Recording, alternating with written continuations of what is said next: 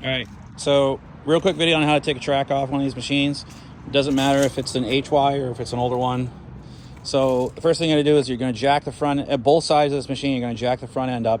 You can use the plow or the blower to jack it up, and then you can put a piece of U-channel right here on this, and this will hold it because the hydraulics will settle. Don't get under it.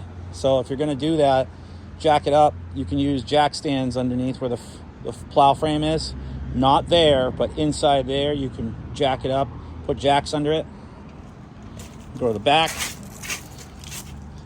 You need to use 2 jack stands. Don't use 1, use 2. Get this whole machine up off the ground, so when these tracks are slack, that should not be touching the ground in the middle. If it's up that high, it's at the appropriate height. You're gonna pull this grease zerk out. You're gonna pull that out, okay? And then the hard part is you're gonna have to suck this in, this axle, because this pivots. Do not put torque on this.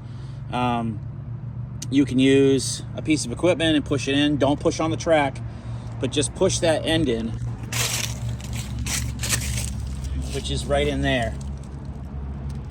See that flat stock bar, that tube steel? That's what's going in. Now, usually those things rust and seize and they suck.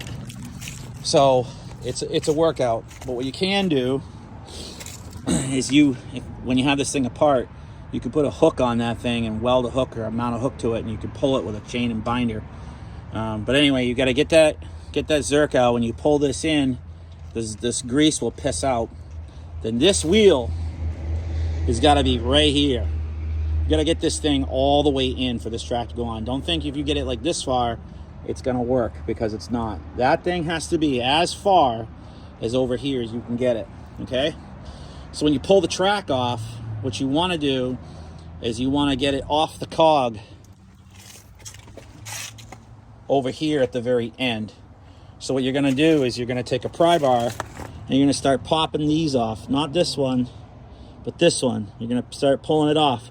You got to get these teeth over on this or off of it. And then what you do is, as you drive the machine in reverse, mind you, it's off the ground, it will pull the track off, okay? Then you can just pull it off like that by hand. With 2 people, it's okay.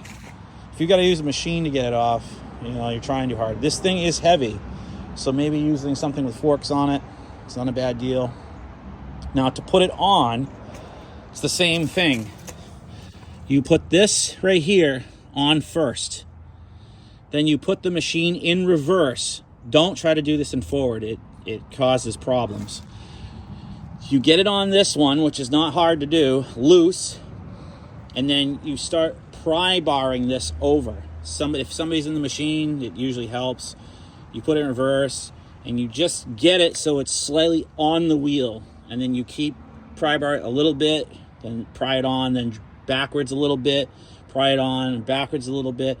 With 2 people and 2 pry bars, it's not that bad. But basically, you got to get it so that the single tooth on the inside is on that wheel. Once you get it there, it will go over it, and it'll get on there. But like I said, if this wheel is not right here, you're going to have problems. So don't cheap out on this. Get this thing as far over as you can. Now, if your wheel is the older school one, it doesn't have 5 lugs, it's got like whatever, 1. It's the same process. And in the manual, it doesn't have the newly updated machine. It's like the old school 1970 photos. So they haven't changed this process regardless of the suspension system. It's the same thing, okay?